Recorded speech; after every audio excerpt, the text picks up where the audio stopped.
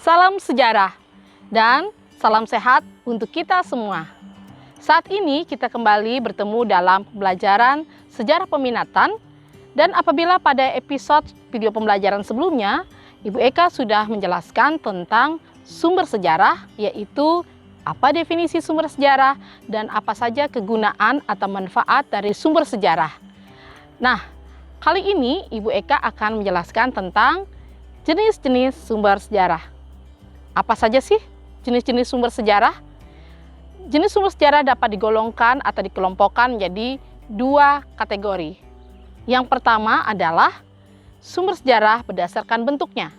Sumber sejarah berdasarkan bentuknya dapat dibagi menjadi tiga. Yang pertama, sumber sejarah tertulis atau berupa tulisan. Yang kedua adalah sumber sejarah lisan. Dan yang ketiga adalah sumber benda atau kita sebut dengan istilah artefak. Nah, apa contoh dari sumber sejarah tertulis?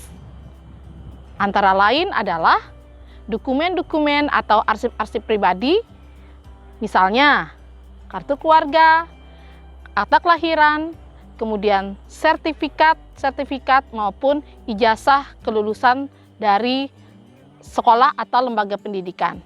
Kemudian ada arsip-arsip dokumen pemerintah, kemudian juga ada surat-surat pribadi dan juga buku catatan pribadi maupun notulen-notulen rapat. Nah, bagaimana dengan sumber sejarah lisan? Sumber sejarah lisan yaitu merupakan hasil dari kesaksian ataupun pernyataan dari para pelaku atau saksi atau tokoh-tokoh yang terlibat atau berperan dalam suatu peristiwa pada masa lampau. Kemudian yang ketiga adalah sumber benda atau artefak. Sumber benda atau artefak ini ada yang ukurannya kecil dan biasanya bisa disimpan di dalam museum-museum, misalnya di Museum Nasional Jakarta. Kemudian juga ada yang kita temukan di dalam situs-situs, misalnya fosil-fosil manusia purba atau hewan purba. Kemudian juga benda-benda atau perkakas-perkakas hidup manusia pada masa yang telah lampau dapat dikategorikan sebagai sumber sejarah benda. Nah, selain itu ada juga sumber sejarah benda yang berupa peninggalan bangunan-bangunan kuno. Kalau pada zaman praaksara ada menhir, dolmen, sarkofagus, ataupun dan perundak yang merupakan cikal bakal atau stereotip dari bangunan candi pada masa sesudahnya, yaitu pada masa atau zaman hidup Buddha di Indonesia. Ada juga misalnya bangunan istana atau keraton sebagai tempat tinggal para bangsawan pada zaman kerajaan-kerajaan di Indonesia, maupun juga ada bangunan-bangunan rumah ibadah. Contoh ada masjid, ada gereja, ada candi, kemudian juga ada wihara maupun pura. Kemudian ada benteng-benteng peninggalan zaman pemerintahan kolonial Belanda misalnya. Itu dapat dijadikan sebagai atau dikategorikan sebagai sumber benda.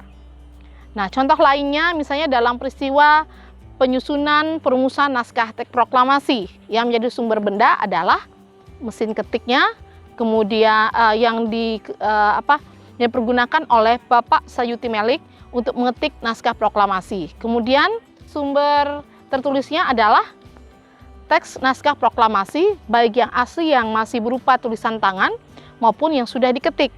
Nah, dapat dikategorikan sebagai sumber tertulis juga dan merupakan bukti bahwa peristiwa pada masa lampau, yaitu peristiwa perumusan teks proklamasi, dan kemudian momen yang terpenting adalah peristiwa pembacaan naskah proklamasi kemerdekaan Indonesia pada tanggal 17 Agustus 1945 itu benar-benar adalah fakta sejarah, bukan rekayasa ataupun bukan sebuah hal yang dibuat-buat saja.